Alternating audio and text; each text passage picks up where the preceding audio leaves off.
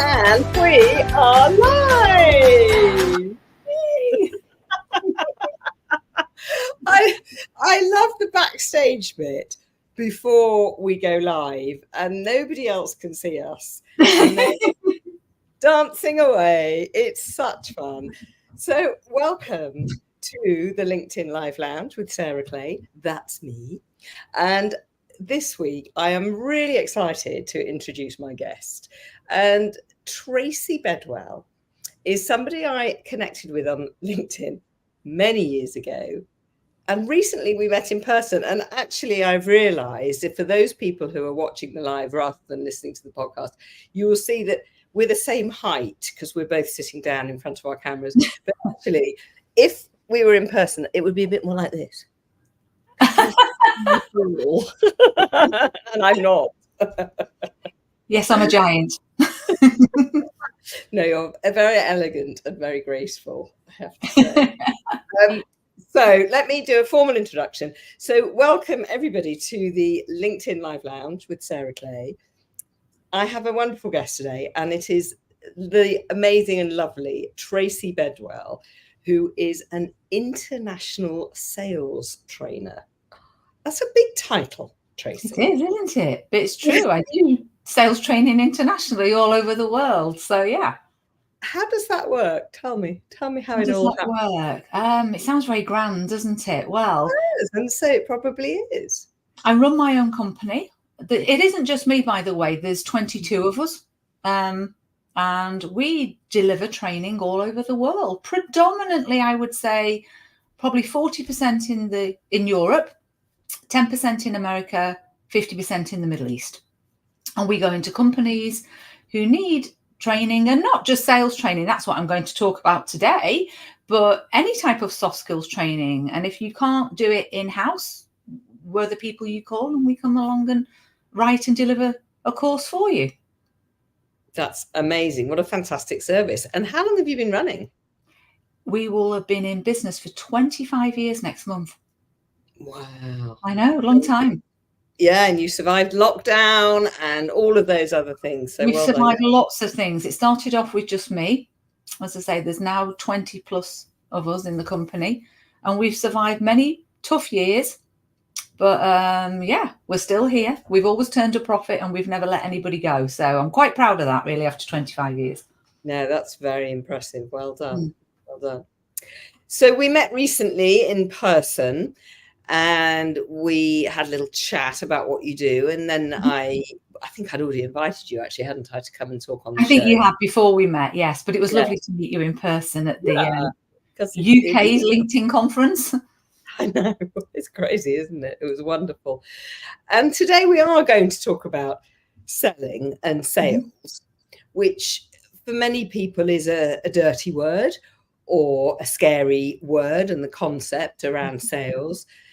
And the other thing is that sales isn't the only word that we use, or selling isn't the only word that we use when we're building our networks, if you like, or building our funnels or our pipelines, whatever you call it.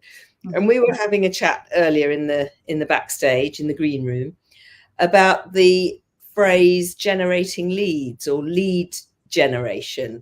And sort of want your take on what you think that is and what it looks like, and how you go about in your business generating leads. Okay. Well, I think you're right. Sales can be a scary or a dirty word for a lot of people. For me, I absolutely love sales. I'm passionate about it. I enjoy it. And it's a massive process and a massive subject that we could talk for a long time about. But probably one of the earlier parts of the sales process is generating leads or lead generation. And what does that mean to me? It means having a strong pipeline. It means having a consistent pipeline of enough business so that you're never panicking about where does the next client or where does the next piece of business come from. And to do that, we need to build lead generation tips and tactics into our day-to-day process. So that's what lead generation means to me. And it's hard. I'm not going to lie to you, Sarah. Lead generation is hard. It's a lot of effort and it's a lot of work. But what I will say is, like anything, if you build it into your daily and weekly routine and you do it on a regular basis, it becomes easier and it becomes the norm. So how do we do it? Because we don't just train people how to do it. We're a company. We still have to sell our products and services ourselves. We've been in business 25 years and that business just doesn't come knocking on our door. We have to go out and find it. And that's what generating leads is. Going out and finding ideal clients who might potentially want to buy your products or services. And we do it in a lot of different ways. And I think the first thing I wanted to cover is have multiple options when you're generating leads. So I see a lot of people on LinkedIn who I think rely 100% on LinkedIn for the lead generation.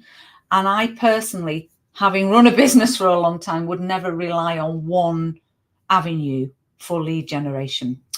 So okay, I'm just going to stop. Yeah, absolutely. Yeah, that's really interesting. And I kind of, people talk about the sales funnel, and for those people who are watching, you see I've got my hands in a sort of funnel. Yeah. And I never used to like the phrase funnel because I always thought it just meant it wasn't very nice. It wasn't, and I prefer the word journey because I think that's a much nicer, softer thing. But at the end of the day, it's about getting as many people in your world, isn't it, as possible, but people who are likely to buy from you. And if we go back to the funnel, that funnel you were talking about, it's about getting as many potentials into that funnel to have conversations with them. If you imagine that funnel, it's about trying to scoop people into that funnel so that we can start to have conversations with them. They might not carry on down the funnel. They may jump out of the funnel if they don't feel that they're right for us, or vice versa. And if you're lucky, they'll go all the way down the funnel to the bottom and become a customer. But we've got to get them into the funnel in the first place. So lead generation is about opening up the possibilities of talking to ideal clients to see whether they could become a client.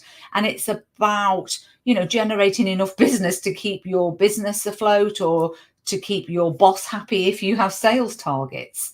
And for me, the easiest place to get new business is your existing customers. And a lot of salespeople, a lot of sales managers, a lot of businesses spend a lot of time and effort constantly chasing new business, and we need new business. But the easiest place to win new business is your existing clients. If you are looking after those existing clients properly, if you're farming those existing clients well, then we have the opportunity to go back to them and see if there's any other products or services that they may need that they're not already buying from us, or would they perhaps need more of what they're already buying from us. So point number one for me is always go to the existing clients and make sure that they retain as clients and make sure we continue to grow that account. Referrals are a good place as well. So those existing clients, can they refer you to other people within their organization? Is there other verticals within their organization who might want your products and services? Do they have contacts outside of their organization who they would be willing to refer you to? So referrals are always a brilliant way of getting new leads, getting new business. We get quite a lot of our business from the website. So having a really good optimized website and having a really strong website, I think is really important. Not for every business, but for us, that's where we get a lot of our business from. Some people go to networking events. For me, networking events are not really a thing because a lot of my clients are international. So I'm not really going to find my ideal client down the road at a networking event. But it would be to pop to Dubai, wouldn't it? And some people will, though.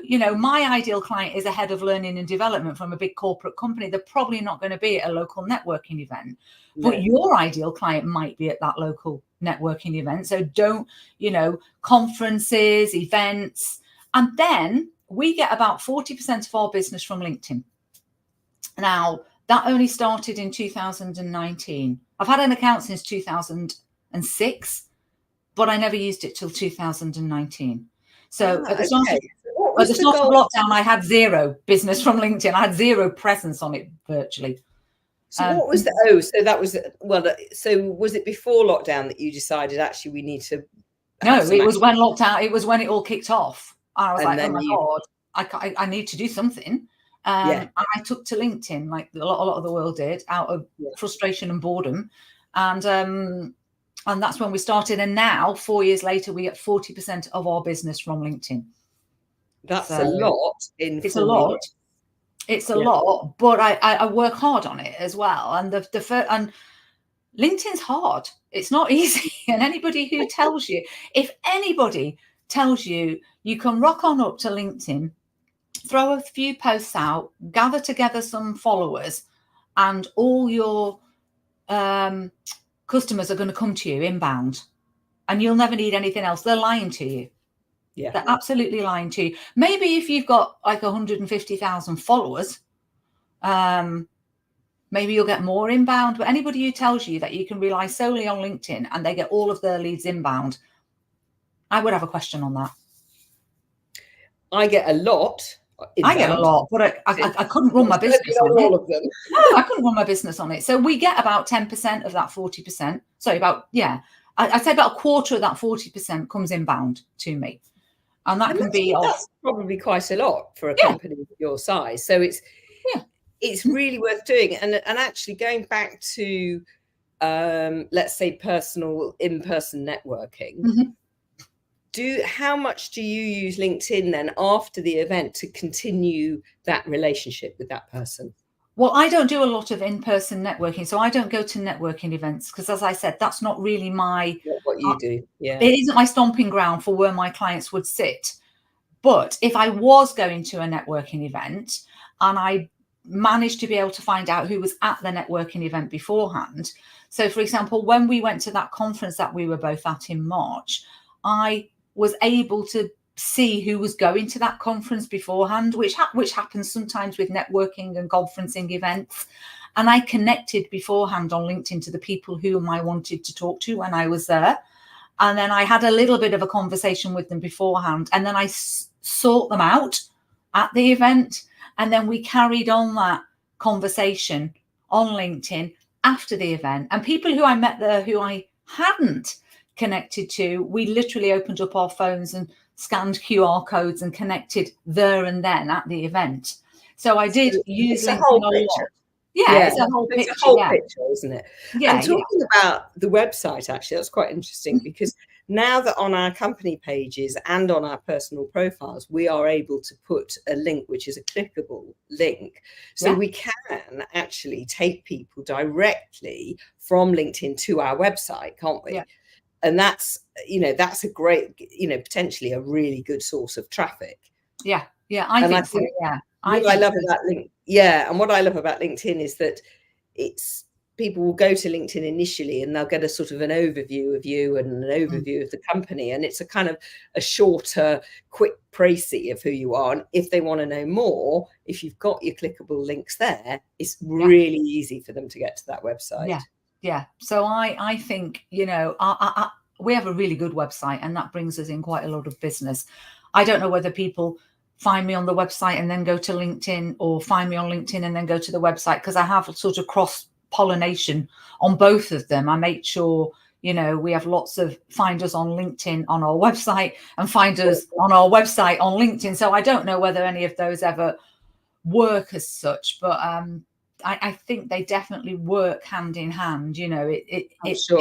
It's a continuation of each other, having a strong LinkedIn presence, a personal profile and a business page on LinkedIn, and having a strong website. I think the three of them work hand in hand. I think you're absolutely right. And I think the more touch points that we can provide for our potential clients, it just builds up that trust, doesn't it? Because, and if every touch point that they find is easily accessible and B, congruent with all of the others, you're giving the same message each time. And each time they go, oh yeah, that's them. And they will feel the same emotion and that trust will start to build. But I do want to go back to the point that 75% of the business we get on LinkedIn is not inbound. It's me outbounding. It's So, me trying hard to win that business. So, you know, I'm really passionate about people not being misled as to what LinkedIn will do for them. yeah, no, absolutely. It's a slow, gentle, but it's a slow and steady. It's a slow and steady wins the race with LinkedIn, isn't it? You just got to keep being It's consistent. long term. And for me, what LinkedIn is absolutely fantastic for, and I had this conversation with a big client of mine yesterday, is for me, LinkedIn, because you'll notice when I was talking about lead generation, I didn't say cold calling. So in the old days, if we wanted to go and find a new client, say, for example, I was going over to Dubai, I said 50% of our business is in the Middle East. So 3 times a year, I take a trip over to the Middle East.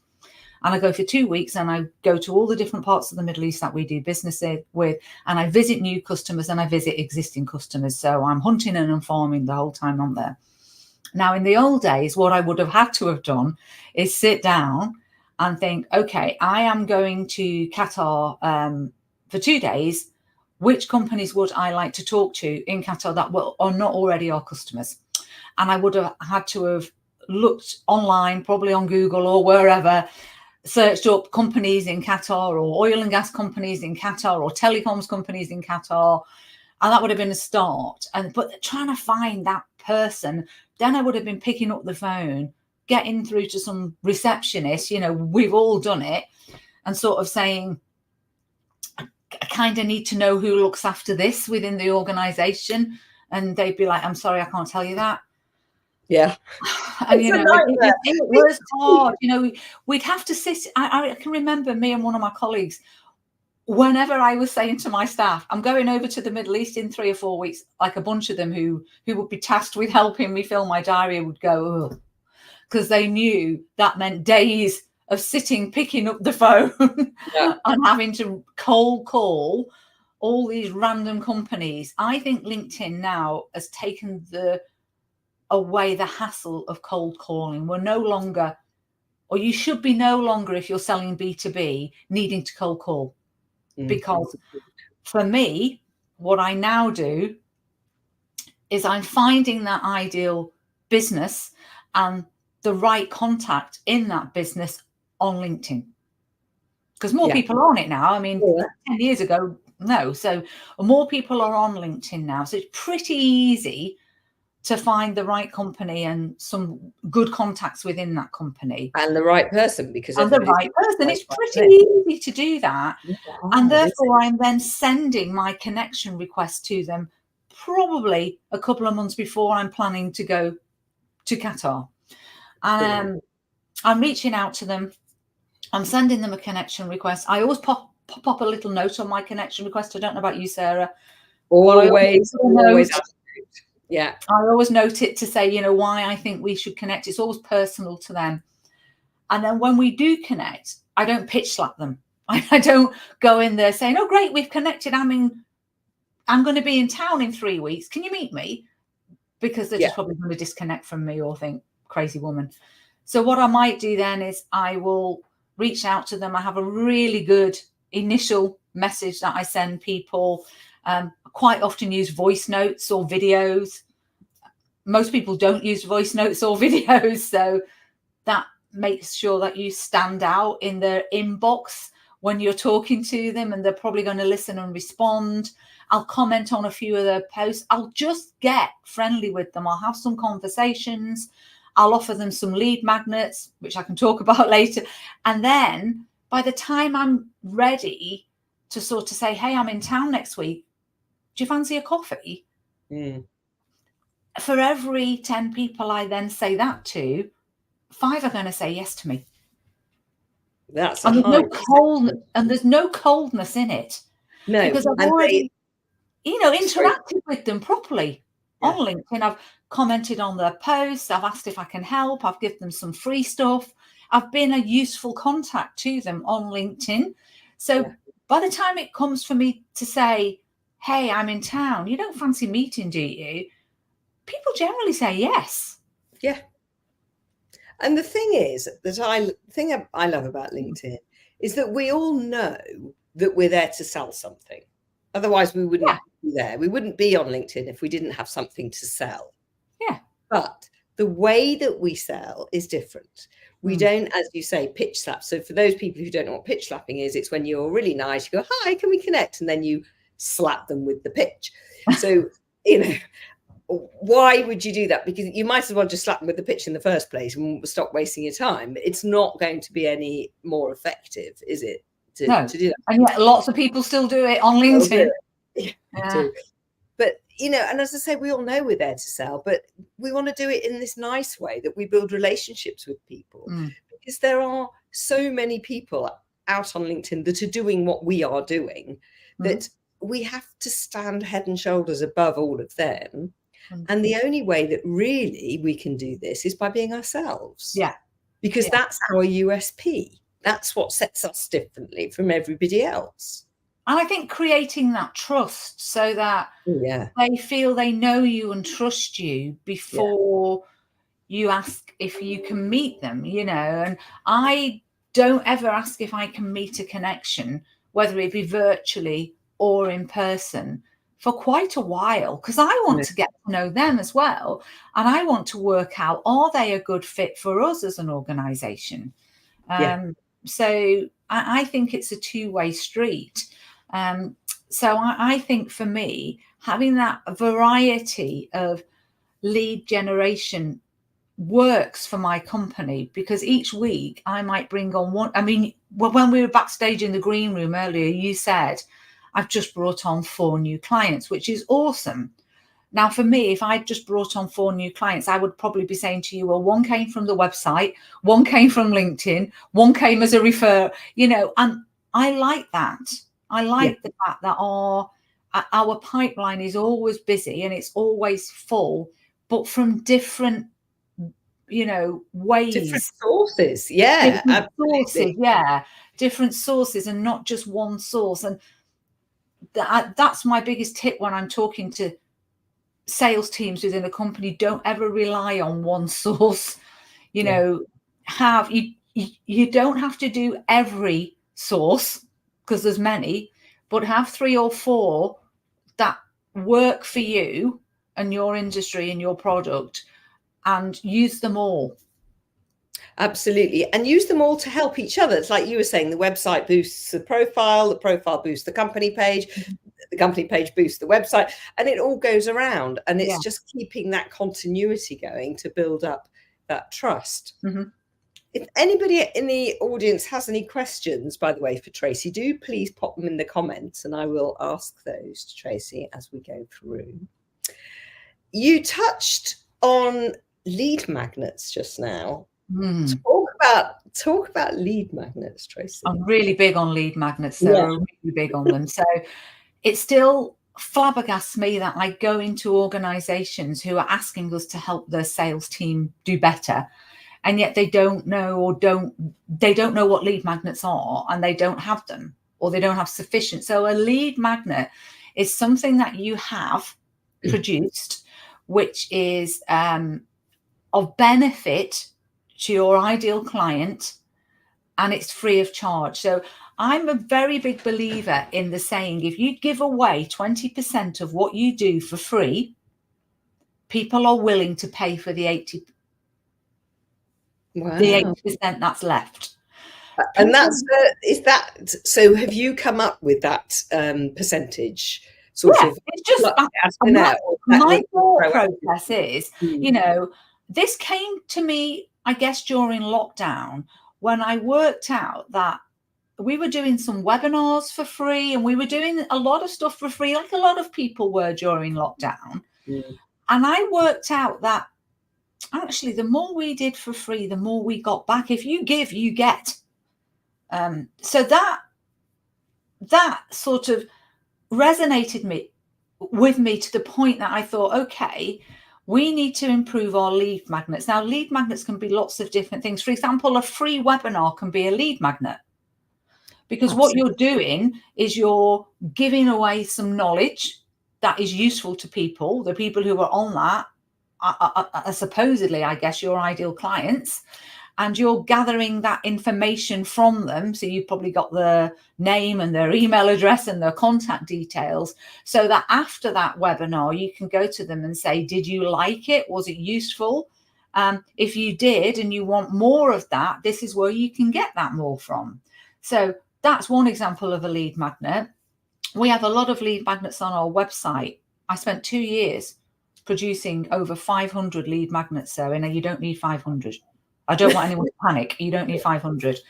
A lead magnet can be an infographic. It can be a cheat sheet. We're seeing lots of cheat sheets, aren't we, on LinkedIn at the moment? So it could be a cheat sheet. It could be an infographic. It could be a PDF file, with some tips or tricks in. It could be an ebook. I'm in the middle of writing an ebook on lead generation at the moment. That will be free. That will be a lead magnet. It could be anything. It could be a video. It could be a how-to tip sheet. There's lots of different, it could be a newsletter, it could be a blog, it could be any of those things that are giving information to your ideal client that is useful to them, like top tips, how to do this. So for example, I was helping a recent client of mine sort out a lead magnet. They were in a very specific industry and the laws had changed in a country, and they were writing a very technical ebook on how the laws have changed and what it might mean to that industry and what you could do about it. That's a fantastic lead magnet, because everybody in that country needs to know that.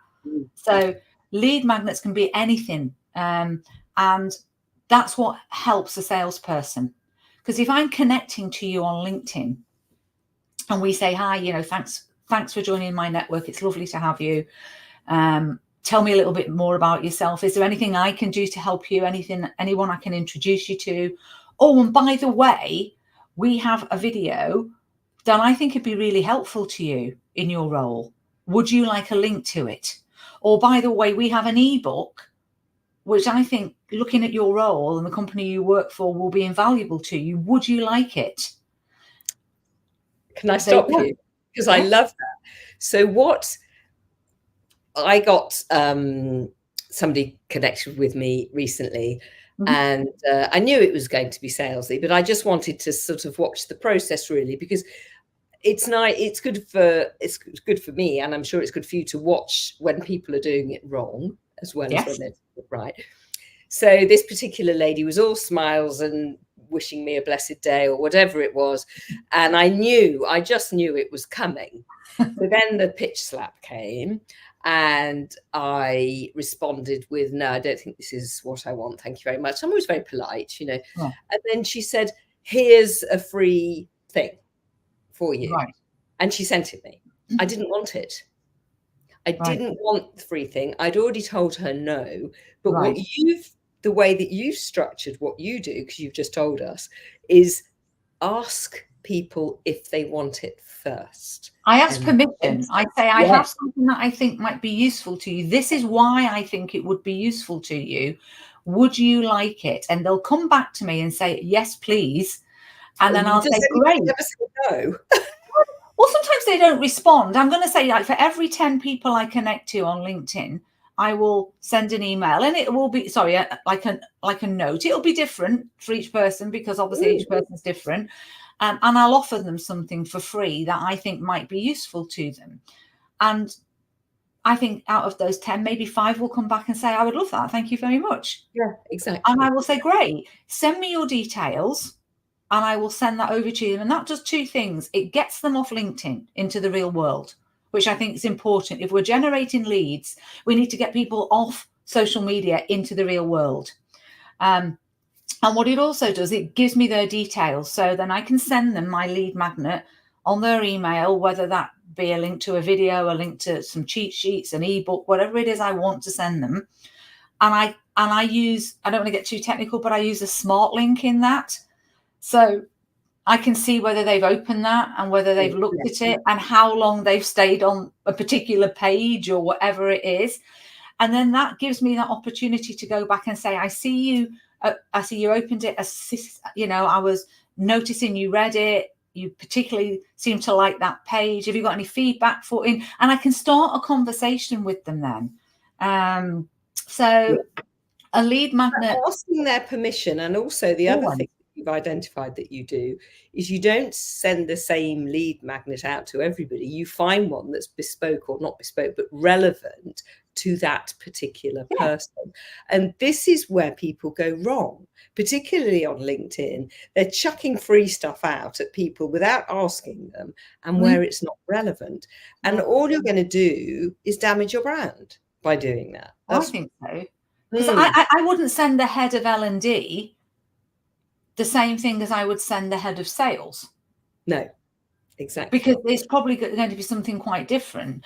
Or the head of operations, if we're looking at Lean Six Sigma training, if I'm looking at the head of process improvement, I know they want stuff on Agile or Lean Six Sigma, or whereas salespeople want things on sales, whereas HR people want different things. So, you know, we have a lot of different lead magnets, and we can look at what I think is the best fit for that person and see would they like access to it.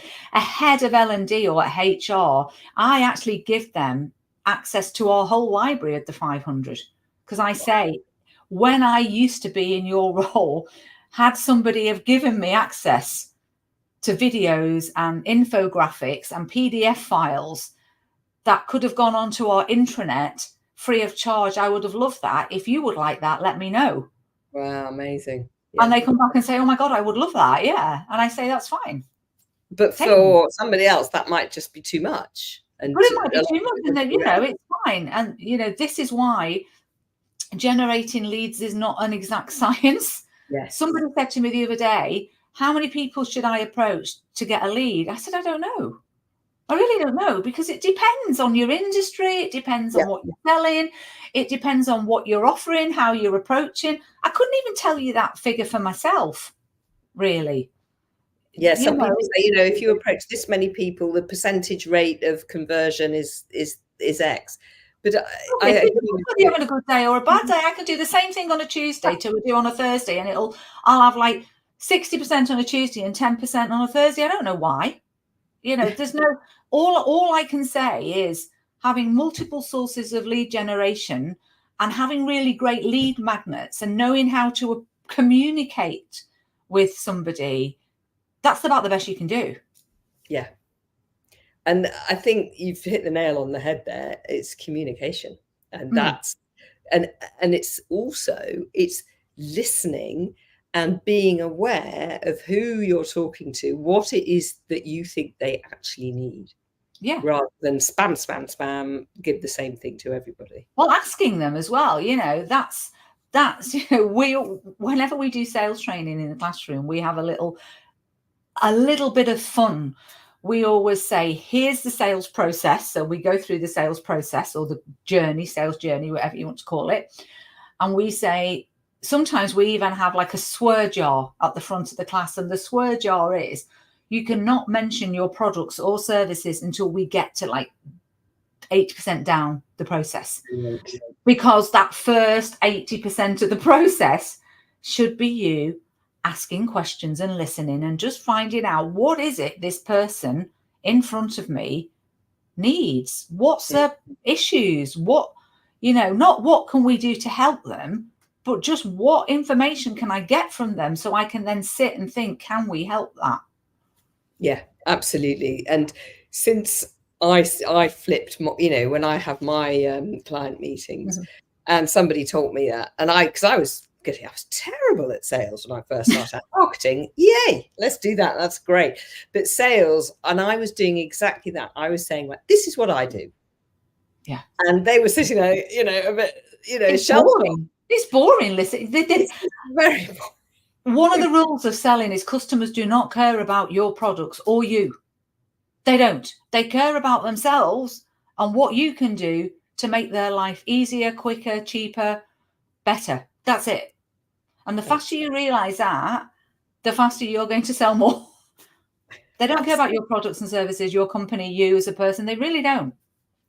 No, it's what's in it for me. It's what's in it for me. And if you can ask those right questions to find out what it is that is really bothering them, or what it is, you know, some people want to, I don't want to go into too much technical detail now, but we're talking about NLP in sales sometimes, neuro-linguistic programming. And some people are moving away people, and some people are moving towards people. And moving away people are the type of people who want to fix problems. They don't like problems, so they want something that will help them fix the problem. Moving towards people are people who want to not think about problems, but want to actually improve their life, improve what they do. So they're always looking forward, and some people are always looking to fix problems. And you don't know what type of person you've got in front of you until you can actually start sitting down and asking questions. You could never go into a meeting with anybody and think, I'm going to sell them this. Because if you're going into a meeting and thinking, I am going to sell this in this meeting, I would argue that you're going about it all wrong.